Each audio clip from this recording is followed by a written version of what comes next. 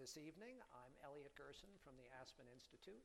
I would also like to welcome all of the listeners. We're broadcasting this live, and it will be rebroadcast as well on Aspen Public Radio, and also a special hello to our viewers on Grassroots TV. We are absolutely privileged today to have with us Vartan Gregorian, who is, by any standards, a leading star in the constellation of America's cultural, intellectual, and philanthropic firmaments.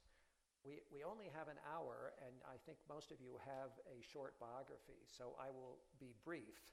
Some of you will probably have read his delightful, humorous, moving, and scholarly autobiography, The Road to Home, My Life and Times.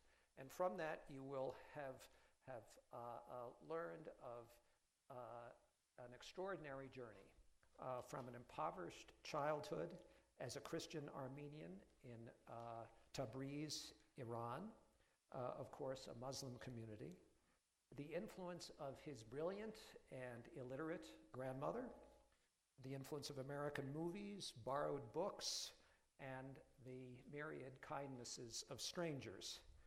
Then, combined with hard work and an insatiable appetite for education, he became the president of the New York Public Library, of Brown University, and now, of course, the Carnegie Corporation. He has also written an extremely important book on Islam called A Mosaic, Not a Monolith, which I'm sure we'll be talking about this evening, and countless articles, notably a number of them based on his personal experience and his education and scholarship relating to Islam, and specifically Afghanistan. His dissertation focused on traditionalism and modernism in Islam, with a case study on Afghanistan, which certainly was prescient given the problems we have in the world today. So we'll probably also talk about that. We also must mention just how delighted we are that in addition to his many, many honors, I think he's had more than 60 honorary degrees conferred on him, which has to be some kind of a record. He will this winter be the recipient of the Aspen Institute's Public Service Award at our annual dinner in New York, which is bestowed upon a person who professionally and personally exemplifies the fundamental values of democracy. His record of contributions to international understanding, international peace, and higher education has perhaps no peer. What I think we'll do in our conversation is we'll talk about a number of things, starting with Andrew Carnegie and the foundation that he established, and the foundation that, of course, that Vartan now is at the helm of. But also, I think, in our conversation, and then afterwards in the conversation with, I hope, all of you contributing, we'll talk about some of the things that he has most frequently written about, whether they relate to philanthropy, higher education, Islam, or South Central Asia. And finally, I would like to give a special thanks to Tom and Bonnie McCloskey for their generous support of this program.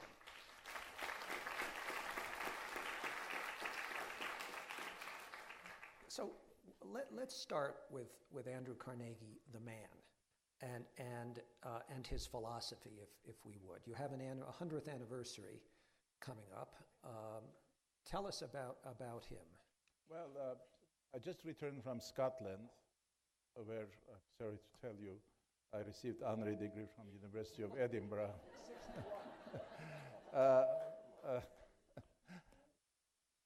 And we were not supposed to talk, or it was given choice to say a few words or not. One of the brilliant scientists who spoke, and I was compelled to say a few words about Andrew Carnegie. I thank Scotland for the greatest export to the United States, Andrew Carnegie. And I told them in my remarks to them that he told me to tell you, I told the students, the following. Namely, we're not socioeconomic entertainment units. We're individuals with yearnings, spiritual, rational beings, and we're potentialities rather than actualities, and that we should be able to see that individuals still matter, that little Scotland still mattered. It had contributed so much to Scottish Enlightenment, European Enlightenment, to history of medicine, arts, and others. And then came back to the individual himself. He was a child laborer. His parents were Chartists, Reformed labor groups. When he came to the United States, he became, through hard work, sagacity, observation, and everything, richest man of his time. In 1901, occurred one of the greatest financial transactions in United States history. J.P. Morgan asked Andrew Carnegie whether he could sell U.S. Steel, and Andrew Carnegie said yes. He said, how much? He wrote on a piece of paper, put before him. He said, fine. The amount was $491 million cash. And then he asked, had I asked for more, he would have given him. And J.P. Morgan said, it's yours to wonder, it's mine to know. But he decided to dedicate his entire fortune to philanthropy. And he did. The $491 million, $1901, a staggering amount of money. And he had a prenuptial agreement with his wife very early, because everybody thought he felt guilty after Hampstead of killings of labor and others. He gave out of pity. He did not. Prenuptial agreement says simply this: dear wife, I'm going to give my fortune away. And she said, fine. He will take care of some of the family, immediate family, but the fortune was there. Now, I mention this because he was a maverick capitalist. There was similar one in Russia, Blyuk, who also was railway fortune and others. He believed capitalist does not need war. War is a disgrace.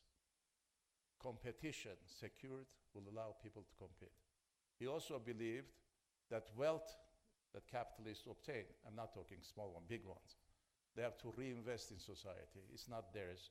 With wealth comes responsibility. And therefore, they have to reinvest. And therefore, there were no tax breaks or other things. You could have spent all of it building 2,000 major golf courses, and so he did not. Started with libraries, 1,681 libraries in the United States, and a couple of thousand around the world, from Fiji Island, South Africa, and so forth. Carnegie's name is always associated with libraries. Recently, Supreme Court Justice Thomas, when he heard I was in the audience judicial conference, he said, Carnegie Library saved me, Mississippi, because I was prohibited to go there, library, black man. Librarian would leave me in the evening secretly to go. And he said, I'm writing this note to you, you can publish it, which I did. And everywhere I go, libraries have played a great role.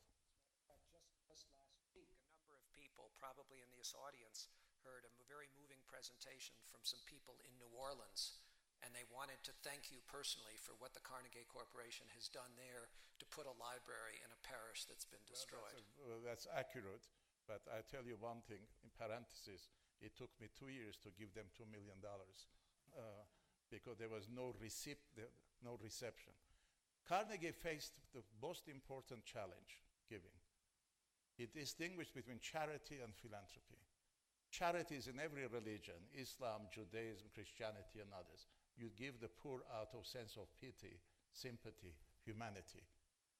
Carnegie thought that was not enough. You have to solve the causes of poverty, causes of illness. So therefore, he wanted to invest in institutions to form policy, to alleviate, to solve problems. So that was one of the things that were. The second thing, he was a very busybody person. He was 4'4", and had always his pictures taken from below, so he looks top hat, which was also very nice. And skibo, those of you who have gone to skibo, all the doorknobs are low, so he made tall men to lean to open the doors, a sense of humor too.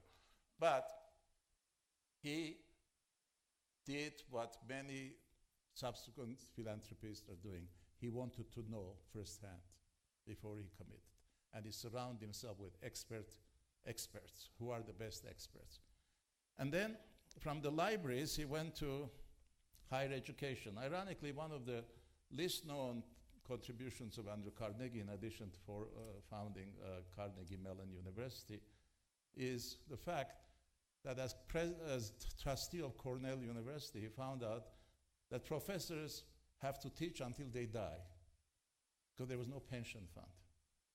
But he, at the same time, he said he will cover the pension of professors, provided universities are excellent. Well, not many of them were excellent, but he put inducement, and every university was fighting to be excellent. I hope there are no University of Virginia graduates here at that time. They denied. But as all of a sudden came hundreds of universities all wanting him to cover their pension, he could not. So what he did, he loaned actually, $11 million to an organization which was overseen by Carnegie Foundation for Teaching, but bankrolled by Carnegie Corporation. That organization is now TIA-CREF, $350 billion operation. So his mind was always working. He went to McGill University. Two professors thanked me for Andrew Carnegie because he gave $18,000 at that time, money which discovered insulin. And on. You go to Pittsburgh, there is the museum. You go to United Kingdom, there's Carnegie Trust. You go to Scotland, Carnegie Trust for Scottish universities. 22 organizations. He also was imaginative to bring about hero funds. There were policemen and firemen honored as heroes. There are hero organizations all over Europe. And as recently they complained there are not enough fires in Sweden, Norway, and others for honor firemen. So they're trying to find other ways to honor this. In addition, since we inherited his foundation, it's to use a California word, awesome to sit under his picture. When I come in the mornings, there he's watching, right there. And I'm not one of those foundation heads, it's their money. I always am aware it's his money. I'm a trustee and servant of his mission, and therefore I have to execute what he wanted. Let's talk a little bit more about what he thought about what should be done with his money. I think I read once that he said that the man who dies wealthy dies disgraced. So he felt it very important that the money be given. The most controversial publication of his at the time was the Gospel of Wealth. Ironically, Gospel of Wealth was never banned in Russia and everywhere. Neither was, by the way, Karl Marx's Das Kapital in Russia, because they thought it was dealing with capital, money, not revolution. So in the case of Gospel of Wealth, he said, the person who dies rich dies disgraced, because with wealth comes responsibility, and with responsibility comes the imagination, determination, how to redeploy, how to reinvest one's money in the society, because society has given their trust to you, not to your children. And he also added something terrible, which I don't say mixed company, what today is good company, so I can tell you. He said, aristocracy is like potatoes, the best part is underground. Kids cannot say, my great-grandfather was this. But who are you? What are you doing? What responsibilities you have? What have you done to inherit your wealth? That, as you can see, very controversial at the time, and still now, the same thing. And finally, he also believed that enough will be only for one daughter and family. The rest has to go. One thing, if those of you who go to churches, see organs, he was not a religious man, but he was a spiritual man. he donated lots of organs to churches. He said masses would not understand the message of Christianity, but they can be inspired by music. And that's one of the things, 7,000 or 6,000 organs were given by him. Then his most important mission was international peace and education. It included every facet of American life. Immigration is a big issue nowadays. 12 volumes, major commission studied, and he wrote Americanization process. He wanted to have, at the time, those who come to America become Americans, not as citizens alone, but to be assimilated. And that was Teddy Roosevelt's, by the way, philosophy. He did not believe hyphenated Americans. When you come, you're American. Your religion only, as Roosevelt said, I'm only German because of Protestantism, but other than that, he had no ethnic background. Well, at the time, these 12 volumes was to provide a national immigration policy. Still with us, the issue. And I don't know many reformers have even read the 12 volumes. It's one of the most comprehensive studies of geography, ethnography, religion, everything, how to assimilate. Now we are following his footsteps by one of major programs we have now, is how to make immigrants become citizens, to be integrated, if not assimilated. Because America, for Andrew Carnegie, was not a place to come make money, even though he made money. America has human rights, Bill of Rights, actually, not human rights, Bill of Rights, Constitution, citizenship. If you compare to Rome, in Rome, citizenship was important. When St. Paul was arrested, he said, I am a Roman citizen. Bigger thing, I'm not a colonial. The idea of citizenship, the idea of freedom of speech, assembly, worship, all of this for Andrew Carnegie was sacred. He did not trust socialists being able to do these things. He thought capitalists, private enterprise, has to be assuring that private wealth and public wealth, private good and public good can be reconciled in America. Actually, he owed that to Alexis de Tocqueville, because Alexis de Tocqueville who coined the term individualism to describe the American character. That in America, unlike Europe and all countries, this is the only place people try to reconcile private good and public good, immediate gratification and delayed gratification with public demand. So he was also for that, 12 volumes.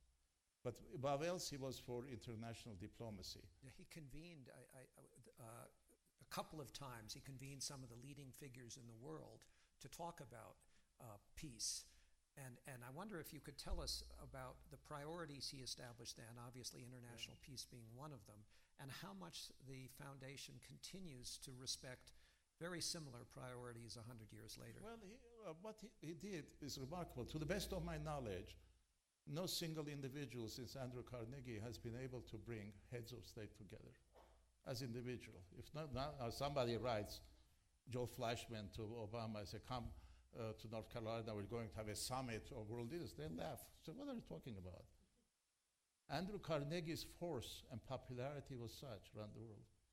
He brought the Kaiser and President Roosevelt, all of them met twice in Europe to prevent World War I. Along with that, you should also know that the idea of the League of Nations, idea of United Nations germs up in his mind. He wanted to have a democratic society based on education and enlightenment, where education becomes central engine of democracy. The more citizens were educated, the more democracy will be stronger. Well, I mean, had he lived to see Nazi Germany and so forth, he had no concept of totalitarianism, no concept of mass psychology, no concept of autocracy, yes, but not the kind of all-consuming Orwellian society he could not imagine. But his only wanted education was a ladder which you climb. But he must have been devastated by the outbreak of World War I. He died as a broken-hearted man. He was completely disillusioned why everybody failed humanity. Actually, in 1914, Jean Jaurès was head of international socialism. He was assassinated on August 5th. They believed that since all the workers were part of Socialist International, if they raised their hands, all the workers said, we will not vote for armament, there will be no war. But Jean Jaurès did not realize, like Lord Grey, Prime Minister and Foreign Secretary of Great Britain, that when you mobilize, he said, it's very hard to demobilize. For 10 years, you had whipped nationalism, racialism. Germans, by the way, since they were called not Germans, they were called the Huns. They were called alien. They were not considered part of Western civilization, not part of Europe. Europe had to be Latin and Anglo-Saxon, but not Germanic. When Kaiser was defeated, the newspaper mastheads in the United States as the Huns have been defeated. It was a reference to Germans. And Bis do Berlin is in flight, reference to Carnegie's soulmate who I talked about, Kaiser William II. So he did not know what ingredients are necessary to make peace. He taught enlightenment and facts. Capitalists will see the world is open to all of them. You regulate competition. You don't resort to war. That was his aim. And he died broken-hearted and very sad man.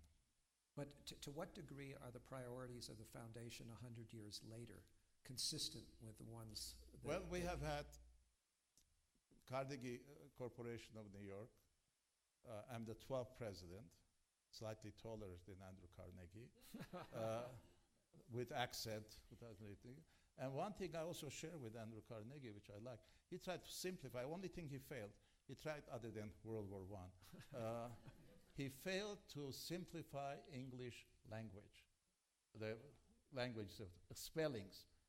He said, why do you have to say O-U-G-H-T, ought, one ought to, just O-T, one ought to go ahead and so forth. Till today, when we publish his texts, why do we have to have E at the end? H-A-B, B is enough. People say sick as if we made a mistake. They could have poor editing and so forth. That's in English. But we have pursued faithfully 2 points of Andrew Carnegie. One is international peace. Keep all the windows, all the doors open. We have had track 2 meeting with North Koreans for years. Working one time, suddenly it's not working. No. Track 2 for the Kashmiris. Track 2 with Balkans. And so one thing. Second, bring in different countries scientists. We're one of the first organizations to bring Soviet scientists and US scientists together.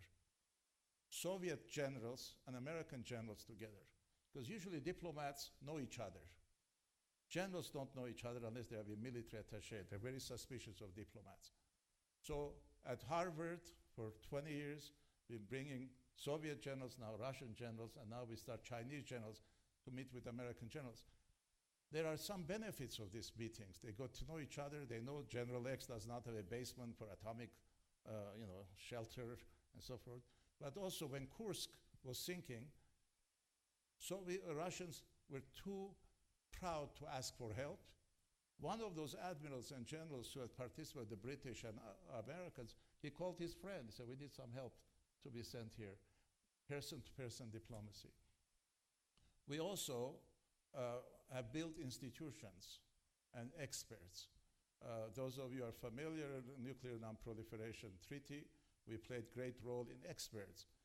Monterey, any of you are from California, Monterey Institute is Center for Nuclear Non-Proliferation. People from Kazakhstan, people from all over come and study there in order to be able to control the dissemination and the proliferation of nuclear weapons. We also are doing in education. We're very much involved today in higher education in Africa. because the first library built in Africa, 1926, was successors of Andrew Carnegie.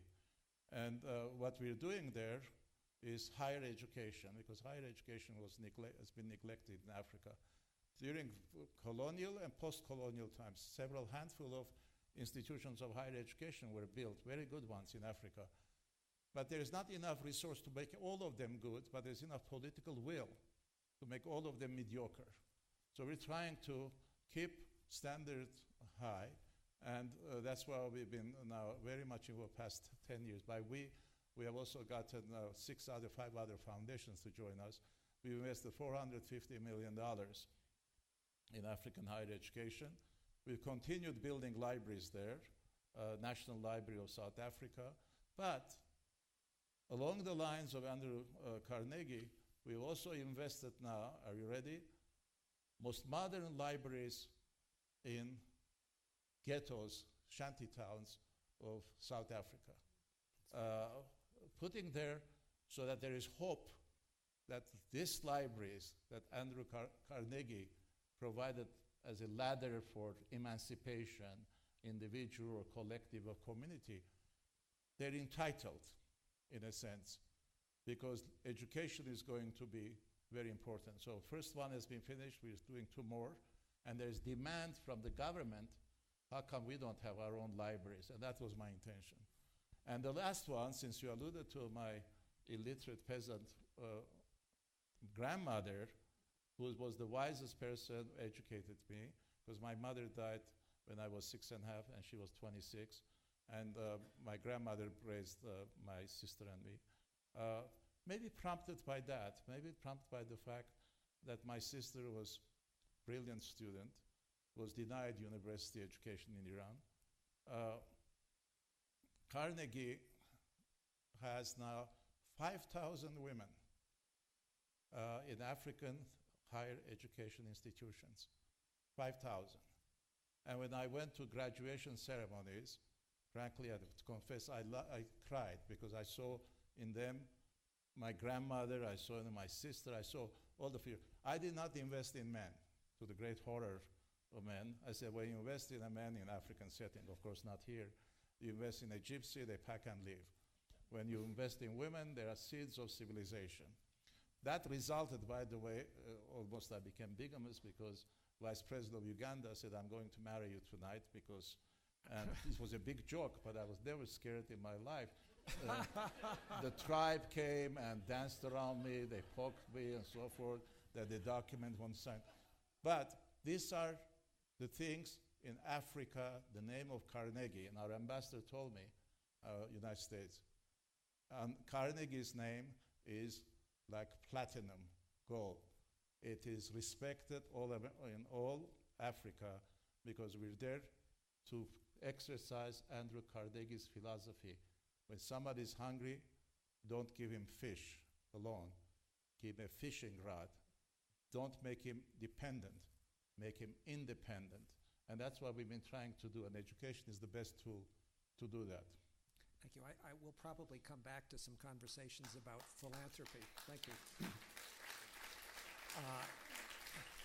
Let's just go back to your reference about immigration, and your life story is sort of an epic story of immigration. And you have also written about the importance of the diaspora communities around the world to international peace and to help the countries they come from.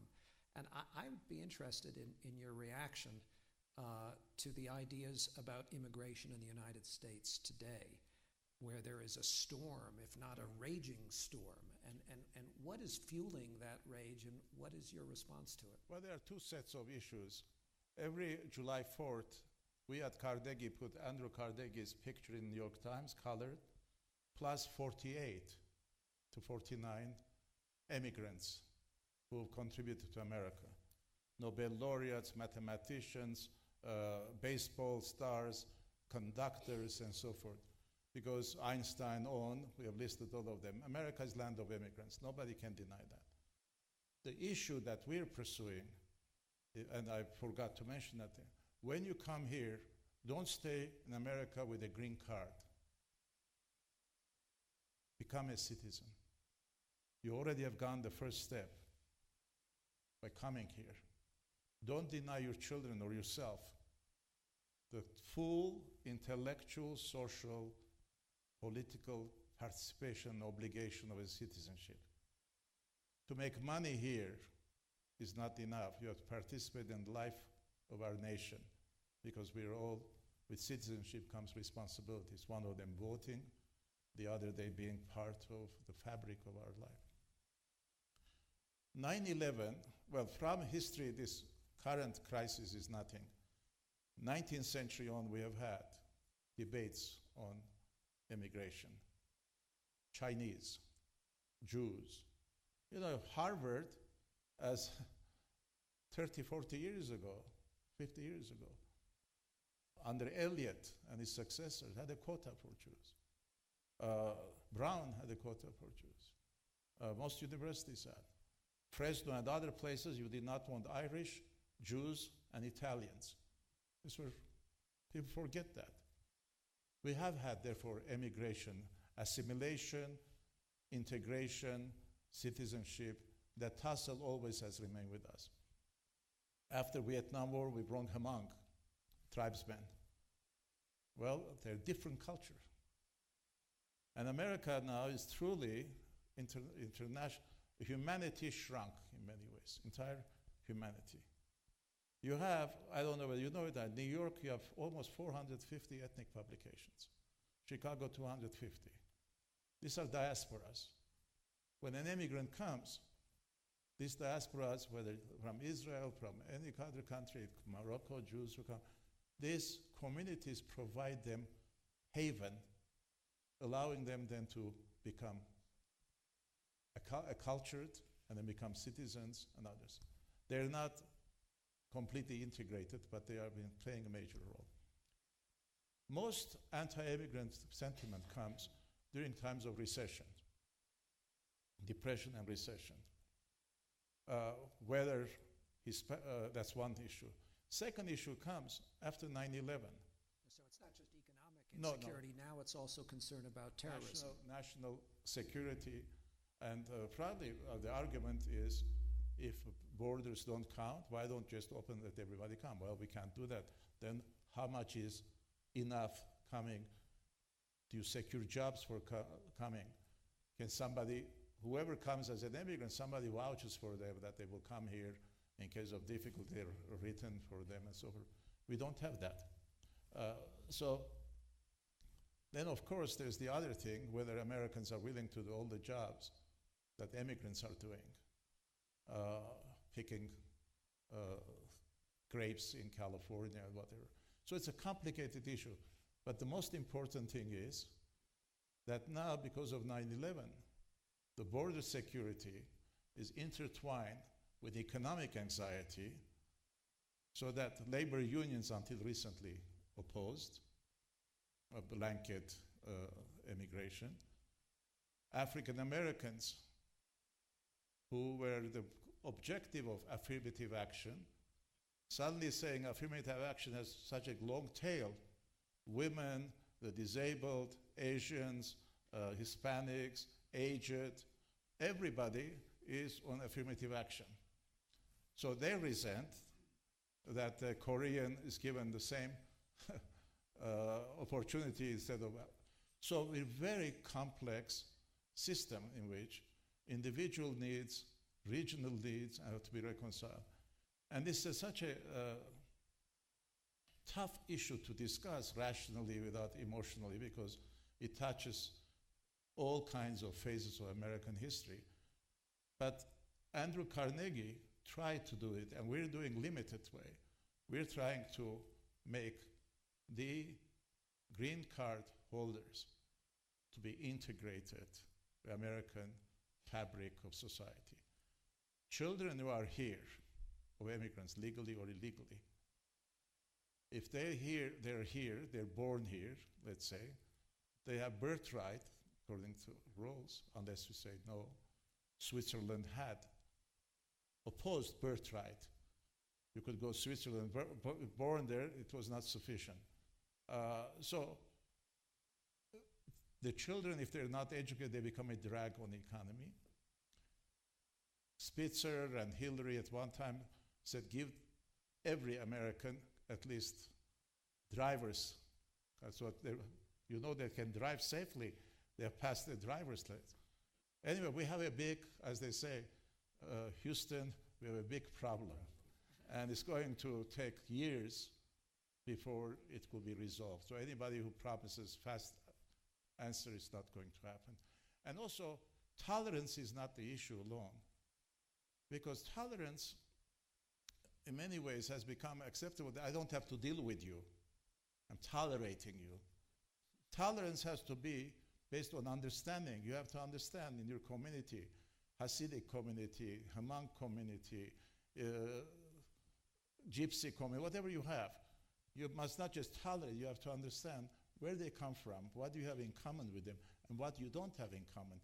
We slough over all our divisions, hoping to create artificial understandings, and that's very dangerous. You have to deal with the entire problem.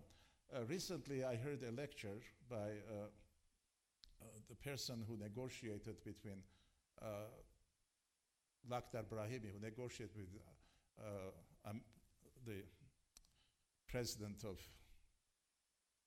liberator of modern South Africa, Nelson Mandela, and de Klerk. 5 years of negotiation. He's in jail. People are dying. But they're negotiating every line of the agreement. That the flag will be the following color. Constitution will be following. National anthem will have the following from different languages. Constitutional Court to interpret differently so the Supreme Court would not undo their results. All of this for 5 years. This is such a hurry. And he was telling how Americans are impatient. Do something now, for God's sake, Afghanistan or Pakistan. Let's get it something. We're an impatient nation doing agreements which are not foolproof and later pay the price for our haste. Let's just talk about what you've just mentioned. We'll talk about understanding, and you mentioned 9/11 and other things that you have written a great deal about. And I'd like to talk a little bit before we open up to the audience. Afghanistan, yes. and you're an acute student of Afghanistan. You've written to the president about Afghanistan. Is a very bad history being restaged now? And then I want to talk about Islam, but let's start with Afghanistan. First, correction, I did not write to Obama. I did, President Obama, I did because of Iran. Everybody said, what do you want the president to say? This was of President Bush first. I said, if they ask my opinion, which actually they don't, thank God, I would do the following. You have to respond, I said, to Iranians as an Iranian, their mentality. So I wrote a 10-page letter from Obama to Ahmadinejad and ruler and so forth.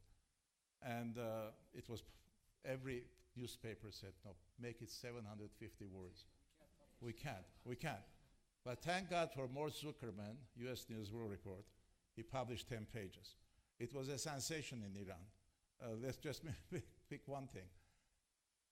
Because you have to dwell your opponent's paranoia. How could America be against Iran? That's how it started. When you were the first nation we recognized as most favorite nation, 1835, and I'll go from 1835 to World War I, we were the first one, protected your territorial integrity. World War II, we protected from Soviet Union dismembering you. Other than NATO countries, we gave you best armament and best training of Iranian forces, therefore you could withstand the Iraqi onslaught. Yes, atomic weapons, atomic energy. We, America, under Eisenhower beginning, atoms for peace we gave to Iran. We, under President Ford, we sold Iran 18 nuclear reactors. We brought 100 Iranian nuclear engineers to MIT to train them. We built your first reactor. If the revolution had not come in Bushehr, Iran would have had first American-made nuclear reactor. So how we can be against you when it's Khomeini stopped nuclear plant, saying nuclear power is devil's work. Then considered that we were wrong in overthrowing Mossadegh, but I added a point which many people don't know. Religious leader of Iran at that time participated with Americans in overthrowing Mossadegh. And then on the side, Mossadegh is your great hero, only when you clobber America with it. But what is, tell me one major square, major city, major airport you've named after Mossadegh? None. Because Mossadegh was secularist, democratic, and liberal. They don't want him, but they use it against the United States. Anyway, then I said Saddam Hussein and Taliban were your enemies. So how can we go and defeat them when we're against you? Why would anybody defeat two enemies of third enemy without any concessions and so forth? Namely, Iranians don't know, Americans don't know.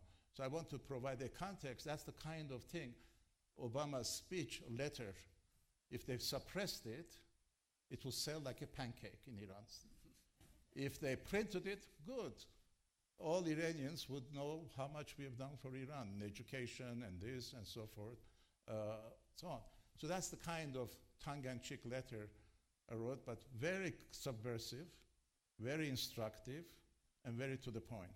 In the case of Afghanistan, when I went to Afghanistan, it's not true that Afghanistan has never been a state. It's never been a modern state. It was very centralized, effective state. Among Pashtuns? No, until 1956-58. Afghans did something terrible. The rulers wanted arms. We did not sell it. They accepted from Soviets.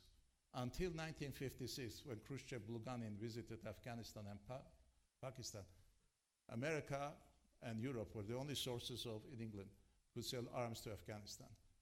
Khrushchev came, said, we're giving you $1 billion of arms. So what did he do? If you receive those arms, you need officers to be trained. So for the first time, they broke their own neutrality.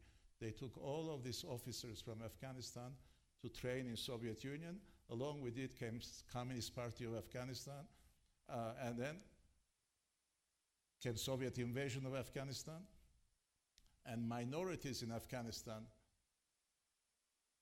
were armed by us and others. So Pashtuns were the only ones who had ruled the entire country for 2 centuries. All of a sudden, they lost ground. And we put our fate initially with Tajiks, Hazaras, and Uzbeks, and Turkmens, and others. So they're all armed, and now Pashtuns don't want. I read Blackwell's, former Ambassador Blackwell of India, big title, Let's Split Afghanistan. I beg your pardon? It's not ours to split. It's not our country. The same way Vice President Biden said, let's divide Iraq. It's not ours. As far as I'm concerned, what they have to do is to assure Pashtuns that you'll be in charge, provided you have a national pact with all the other ethnic groups to a democratic society. That's all. Afghanistan until now has had no resources except good fighters. No one has dominated Afghanistan in history because there's nothing to dominate. You can defeat them. You cannot stay there. So now they have discovered all this mineral. So if we don't do anything, Afghanistan will be a narco state because 90% of opium of the world is coming from Afghanistan. Narco state, which results $5 billion a year benefit for Afghans, which none of us are going to be able to replace it even if we leave Afghanistan. First, corruption would not allow to reach the intended people. And if we eliminate poppy fields, suggestion was plant pomegranates. You can plant 10 billion pomegranates to get $5 billion profit. They're not going to do that. We have some expertise about pomegranates here in Aspen, so maybe we'll talk about that. We're going to turn things to the audience, but I want to ask one question, and then we're going to have microphones, and that's about your book about Islam. And I'd like you just to comment on the notion of there being a Muslim world. We had a speaker here just a few weeks ago who spoke very articulately, you know whom I'm referring to, about the Muslim world and about the grave threat posed to us by Muslim extremists, and also made the argument that it's a mistake to talk about Muslim moderates. How do you react to that? Well, I was born as a Christian in Muslim country, Iran, which historically we were not considered to be equal citizens to Muslims. As an Armenian, I need not to tell about Armenian genocide, but I put all my prejudice aside to see what is it that we're dealing. So when I read that there's a Muslim world, there's no Christian world, there's no Jewish world, there's no Buddhist world, we're falling exactly in the hands of Osama bin Laden, that there's 1.2 billion world and he represents them. And I always challenge my Muslim friends and others, tell me one instance in 7th century where Muslims have been united. One, not asking many, one. Three of successors of Prophet Muhammad were assassinated. At first there was Medina, then Damascus emerged as a rival. Then Baghdad emerged as a rival. Cordoba emerged as a rival. Cairo emerged as a rival. Delhi emerged as a rival. Isfahan, Istanbul. Where is this? Why not have one capital? Everyone said, all of us will join into under caliphate. The last caliphate was abolished by Mustafa Ataturk, 1923. When they declared jihad against imperial powers, Russia, England, France, and instead of that, Muslims revolted against Ottoman Empire. Lawrence of Arabia is one caricature version of it you see in the movie, but that was a big issue because Arabs considered Turks corruptors of Islam. We were talking about purity. He may be caliph, but he's also sultan, he's oppressor, and so on. Then come to Pakistan. Unity, first time ever, religion was criteria to establish a state. First time in modern times. Split, Bangladesh, and so forth. They're both Muslims, speak some of the same language. Bengalis have different. So, North Africa, Egypt, Tunisia, Libya, let's form a unity. Failed. United Arab Republic, Yemen, Syria, Egypt, did not last.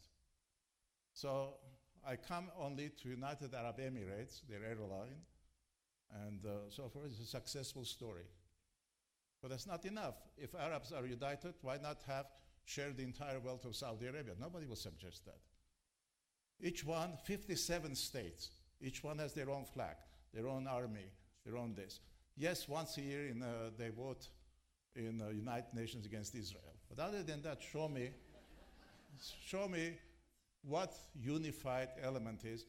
And I grew up when I was a kid to hear the Shah, whenever visited any country in the Middle East, said, first of all, let me tell you, we're not Turks and we're not Arabs. But what's wrong with them? Iranians feel superior culturally because they're Indo-European, they're not Semitic and so forth. So that's the kind of thing. What I'm saying is we fall into the hands of detractors by falling. The same reason, I don't mind to tell you and I'll stop. I know I'm talking too much. When they put 25 million on Osama bin Laden's head, I was the lone person to oppose it. Not in my mind, but also my friends. I said, it's too much money. Why? You're not declared war. Osama bin Laden has not declared war against the United States. He has committed act of terror. Don't elevate even the status of warrior. Because if you elevate the status of warrior, as long as you've not defeated them, they are warrior is valiant warrior, rather terrorist on the run. I said, put it 25, first of all, if you give 25 million for the person who betrayed him, the entire tribe is going to kill him to get part of it. They would not know where Switzerland is, not to mention Swiss account. We're going, yes, and I'm Alexander the Great. You put my money in Swiss account. 25,000, you can hide it in your mattress. Nobody will know if you're betraying. But that 25,000, I said, should be gathered from orphans and widows of 9/11 victims. Then it become real blood money. Why orphans? Because Prophet Muhammad was an orphan. Worst thing in Islam you can do is make somebody orphan or exploit an orphan. So we have all this anthropological knowledge, but when it comes to foreign policy, a disconnect happens between our understanding. The same reason when you go to Iraq, you don't take dogs to Muslim homes. Dogs are considered dirtiest of all animals.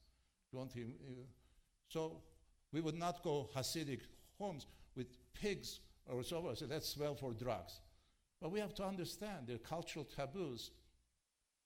You do something else. You send females to inspect females rather than men to go through lingerie. These are all cultural hang-ups and cultural problems.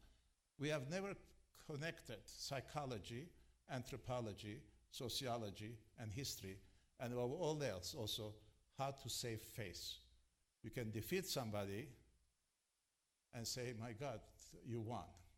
You won. Labor unions and corporations sometimes do that. Corporations would like to congratulate labor leader even though they lost for valiant struggle and so forth on behalf of workers. Because you have to live with them, you have to negotiate with them. And the art of negotiation and diplomacy is one of the things that Carnegie encouraged. But anyway, I don't want to go in because we'll go. Thank you. Thank you. I can't see very well, but we have a microphone. Do we have a question right here? If you could just stand, give your name and the question. My name is Susan Grossman, and I listened very carefully as you said that one of Carnegie's objectives was to bring together generals from disagreeing countries, to bring together scientists from various countries. Have you ever tried to bring together religious leaders from disagreeing areas of the world? Yes. We have participated. We have not brought because we don't have authority, but we have participated. I still go to many interfaith meetings with Dalai Lama and with all kinds of denominations. Last time when I was in Prague, I'm going this October also, the problem of religious leaders is they each believe in the absolute of their own religion and tolerating the other one. I summed up last time when I was in Prague, I said, ladies and gentlemen, after hearing all of you, this is what my summary is. Brother, we both serve the Lord. You in your way and I in his. As long as there is that attitude, there's going to be a problem. Unless they pick 3 issues, and one of the issues I've not been able to put on the table effectively. I want people to discuss suicide. Suicide is banned by all religions because life is not yours to take it. If you try to commit suicide, it's a felony. If they'd like to prosecute you, as you saw Dr. Jack Kevorkian movie, they can do that. It's illegal to commit suicide. But they go and commit suicide killing others. So I want to see what religious ground there is to justify suicide. I can understand World War II, when you're part of an army, they give you a number, and you go and lie down under a tank in order the village not to be. That is warrior. But this new act of suicide is whether there's eternity waiting for you to be blessed. I want religious leaders to say, people who commit suicide, they're going to be homeless in the next world. Nobody can bring to say that.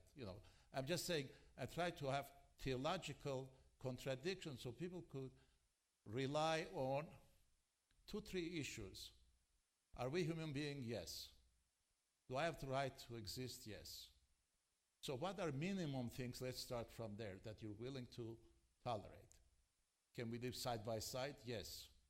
In Beirut, where I grew up, in the mornings, Fridays and Sundays, like a symphony of bells and calling prayers competition between Greek Orthodox, Maronites, and everybody had a bigger bell. That's fine and not dangerous.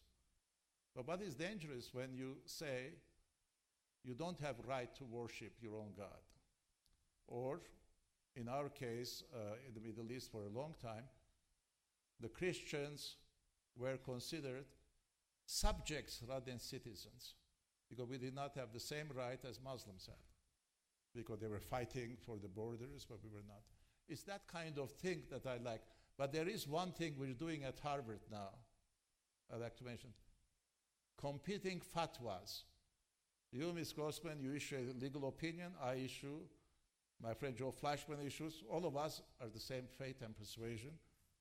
Which one is the valid one? So that's what I'm working now, trying to make them relativistic, that if none of them can say which one is valid, if all of them are valid, they cancel each other. But I want to see on what basis you can issue, because one of the things we were discussing before we came here, during Renaissance and Reformation, secular powers used religion to advance secular goals. German princes loved Luther because Luther said the princes are lieutenants of God on earth. Whoever revolts against the prince revolts against God. That was wonderful. And also, one other thing, earthly visible church is not as important as the invisible church, which is in heavenly Jerusalem. So the prince could appoint bishop and tax the church. Catholic princes the same way. Now, all over the world, religious authorities, religious establishments are using secular power in order to advance religious goals, but we don't have the kind of theological disputes. Open, public, Luther, Calvin, Erasmus, we don't have those. And that's too bad, because these disputes have to happen in their inner societies, in Egypt, in India, in Pakistan, between secular and religious leaders openly, like meetings like this, rather than they're coming here agreeing with me, but their dialogue with me, but they don't have dialogue with each other. And that's a very dangerous principle. That's what I'm worried. We have another question. Yes, this gentleman here. I wonder if you could use the microphone, thank you. Happily. I wonder if you could help us understand the contradiction in Andrew Carnegie's life between his philanthropic humanitarian attitudes and his approach to business, labor unions, Yes. forcing people to work 12-hour days, lowering their wages, breaking unions, bringing in the Pinkertons, and so on. Yes. It's a very good question, and perennial one. David Nassau's book deals with this issue. Andrew Carnegie was social Darwinist, but he did not become social Darwinist. He followed Herb Spencer's, who invented the term social Darwinist. Maximum profit. And I asked the question, actually, in another way. You're building all these libraries for masses, but you're not paying workers enough. So how are the workers going on a Sunday or Saturday, go to the library to be emancipated? That was a difficult question. But his worry initially was they'll spend money in the bars, drinking. So, well, it was a choice, but I did not accept that answer. Now, there was theory that he spent the money to expiate for his guilt for Hampstead massacre, whatever workers died. But recent prenuptial agreement predates it by 10 years, his philosophy. So there are contradictions. He exploited for a higher vision, and there's no justification. But we have to understand.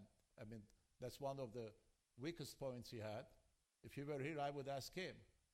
I'm a worker. I work in your factory 12 hours, 14 hours, and then I want to be like you when you left Scotland. I want to go to the library, improve myself, but I'm exhausted, I cannot do. The answer will be your children can go. That was answer at the time. That's one of the reasons he gave organs, ironically, to churches, because they said preaching will be wasted on these workers and others. What they need is spiritual uplift, music rather than really. I forgot also to tell you, among accomplishments that he had, he also put Carnegie Hall, the only institution that you pay to enter. All the others, by the way, were for free. So it is a big contradiction, and I don't have an adequate answer. No social Darwinist has adequate answer except you get from all you can and give to others all you can. Kind of conveyor belt from exploitation into investment. In his time, just like in 2010, there was no estate tax. What would he say about an estate tax? He would believe in it because, provided it was not socialists who were doing that.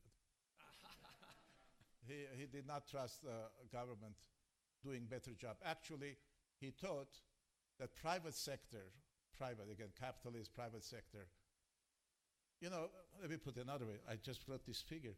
There was American Bureau of Education, 1911, had $5 million. That was it. His foundation started with 132 million, which is equivalent to $2.5 billion. So he was an invisible or visible government in a social function doing it. And he believed that private sector could do better research and implementation. Of course, we're talking about different America then. We're not talking about World War I. Like libertarians always say, we need less government. Yes, but don't touch the army, don't touch CIA, don't touch post office or whatever, you know. Once you add all of those, it's become big government. He wanted to create institutions that will effectively be used in a democracy. Most of the institutions you're seeing, think tanks, he coupled government, parallel to government, he built think tanks. Brookings, that you see now, is Carnegie creation. Institute of International Education, all our exchanges for foreign countries, is his creation. Bureau of Business, what's them? Business, is his. 17 people from that bureau have received Nobel laureates, prizes. He invested wisely because he told government not. Language instruction, area studies, is Carnegie invention. University classifications, Carnegie. You go from all the Carnegies, Carnegie Endowment for International Peace and so forth, he is ever present. Today, we're counting the other. 27 of Carnegie grantees are in the government. I was hoping some of them would not be. No, you know why? Not with them. In order to stay out, criticize rather than be in, rationalize. That's a very important thing. No, because we need critical masses to execute, but equally to be outsider, insider in order to keep us, their learning and so forth. So it is, we have a democracy in which private sector and public sector are working together. Having said this, you remember that George Washington was the first one in his farewell address this issue. He said he did not trust all kinds of organizations that are emerging in order to protect democracy and do this and so forth, because they were not accountable. And today we have 1.6 million nonprofit organizations in the United States. 1 out of 10 or 11 Americans work for nonprofits. We have more people working for higher education today than automobile, textile, steel, whatever industries are still left. And I have to tell you, I'm very shocked. I am for world trade, international trade, global trade, everything. But I got the other day from Senate a nice bag and a fountain pen. Both of them made in China. All right. I mean, have we reached that stage that we cannot even manufacture pencils and so forth? But I'm sure somebody said, go to the cheapest or best organization and make a deal. He was very much involved to make us independent, but international in cooperation. And how he would deal in a free country where we have now 19th century structures trying to respond to 21st century problems. It's a very, very difficult. Vartan, a minute ago you said that in today's dollars it was $2.5 billion when you established it. What is your endowment today? We used to be $3.5 billion. Now we've gone to $2.6 billion. But we have given at the same time, last 10 years, $1 billion. We've invested $1 billion. So Carnegie's initial $2.5 billion has lasted a century by investing still our component of it. Of course, there's Carnegie Endowment has a different, Carnegie Institute for Science has a different, Carnegie Mellon has a different, our share. I considered ours, we're an aircraft carrier that some of our sisters will come and land and take off, but we cannot take off, we're there. And as far as I'm concerned, his charter mandates us to continue his work, to make significant, important, transformational, enduring good for humanity. And we also have to tell you, first foundation to issue an annual report, because Mr. Keppel, one of our president's trustees, said during Andrew Carnegie's time, you have to have glass pockets. Everybody should know what you have, how you spend, and so forth. And I believe in that, transparency as well as accountability. Let me actually just thank you to say with one.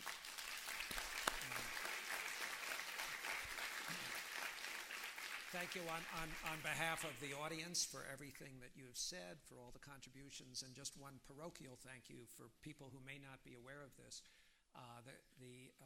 Carnegie has actually given a grant to the Aspen Institute, and this may also be a record, for 28 consecutive years for our congressional program, which to this day has actually sent more than, I think, 350 members of Congress to superb seminars on some of the most important issues in the world and expose them to more than 1,000 experts, and we'd like to thank you for that as well. It's a very important thing, and I'd like to thank you for Aspen, because this is the only place congressmen and senators meet as co-equal. Their spouses, there's not enough time in Washington to socialize other than funerals and weddings. This is the only place they socialize. And most of all, this is the only place there are no newspapermen, no media, there are no lobbyists, and there are no other constituents. So you could see, and I want to pay tribute to some of our congressmen and senators, because they have been caricatured in public. In private, when they discuss the issues, they're absolutely sophisticated, well-read, and so forth. Then you see them in political trail. I don't recognize some of them because they say, but anyway, that's politics. Republicans and Democrats. Thank you very much. He's also going to be signing some books.